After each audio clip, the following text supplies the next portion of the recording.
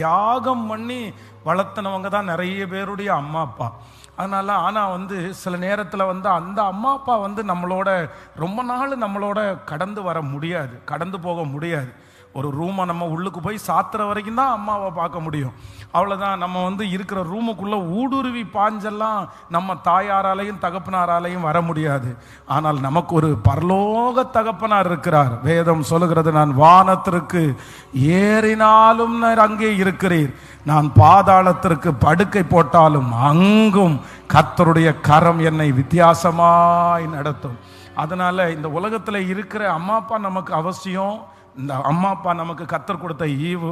ஆனால் அதை விட நம்முடைய பரலோக தகப்பனார் நம்மை அழகாய் நடத்தினவர். ஹல்லேலூயா. நான் பொதுவாக என்னுடைய 2 பிள்ளைகளில் ஒருத்தனை ரொம்ப அதிகமாய் சுமந்தவன் நான். ஏன் அப்படின்னு சொன்னால், அவன் பிறக்கும் போதே கிட்டத்தட்ட 3.25 கிலோ, அப்படின்னா ரொம்ப வெயிட்டு. பிறக்கும் போதும் அதுக்கப்புறம் அந்த மாதிரி குண்டாக தான் இருப்பான். அதனால் பாஸ்டம்மா கொஞ்ச நேரம் தூக்குனாலே அவங்களுக்கு என்ன ஆகும் அப்படின்னு சொன்னால் கொஞ்சம் கை வலிக்கிறது மாதிரி இருக்கும். அதனால் ஓயாமல் தூக்கணும் நான் தான். ட்ராவலில் போகும்போது ஒரு 6 மணி நேரம் 7 மணி நேரம் ட்ராவலில் என்னுடைய தோள்லையே வச்சு சுமந்து அப்படி அந்த கை வலிச்சா கூட பாஸ்டம்மா பின்னாடி இருந்து கேட்பாங்க, என்னப்பா அவங்களுக்கு கை வலிக்கலையா அப்படின்னு. சரி, ஒன்றும் இல்லை, அதெல்லாம் ஒன்றும் இல்லை அப்படின்னு என்னுடைய பிள்ளையை சுமக்கிறது எனக்கு ஒரு பெரிய விஷயமாவே இல்லாமல் இருந்துச்சு. ஆனால் இப்போ 13 வயசு 14 வயசு தாண்டினதுக்கப்புறம் இன்னைக்கு நான் சுமக்க முடியுமா? நினச்சா கூட தூக்கி தோளில் வைக்க முடியுமா? அவங்க வளர்ந்துட்டாங்க, எங்களோட பெரிய ஆட்களா. இன்னைக்கு நினச்சா கூட நம்ம என்ன பண்ண முடியாதுன்னா, அவங்க நம்ம சுமக்கக்கூடிய தோற்றத்துலையும் இல்லை, அளவுலையும் இல்லை.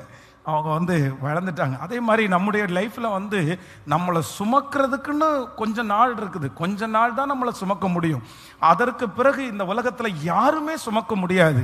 ஆனால் வேதம் சொல்லுகிறது, நம்ம மரணம் வரைக்கும், இந்த உலகத்தில் இருந்த ஆண்டவரை சந்திக்கிற வரைக்கும் நம்மளை தோளில் தூக்கி சுமக்கிறதுக்கு ஒரு தகப்பன், நம்மை நேசிக்கிறதற்கு ஒரு தாயார், அவர் எந்த நேரத்திலும் நம்மை சுமக்கிறதற்கு வல்லவராக இருக்கிறார். ஆமோதிக்கிறீர்களா? அதனால அம்மா அப்பாவுடைய பாசம் அதிகமானா வேணுமானா கண்டிப்பாக வேணும். ஆனால் அதே நேரத்தில் எப்பொழுதுமே ஒரு முடிவெடுக்கணும். அவங்க எப்பவுமே நம்ம கூட இருக்க மாட்டாங்கன்றத ஒரு அம்மா அப்பாவும் நினைக்கணும், அதே நேரத்தில் பிள்ளைகளும் நினைக்கணும். இந்த அண்டர்ஸ்டாண்டிங் யாருடைய குடும்பத்தில் இல்லையோ அவங்க குடும்பத்தில் தோல்வியை சந்திப்பார்கள். கடந்த சில மாதங்களுக்கு முன்பாக ரொம்ப மன அழுத்தத்தில் பாதிக்கப்பட்டு, அப்படின்னா அவங்க ஒரு சைக்காலஜி டாக்டர்கிட்ட போய் செக் பண்ணி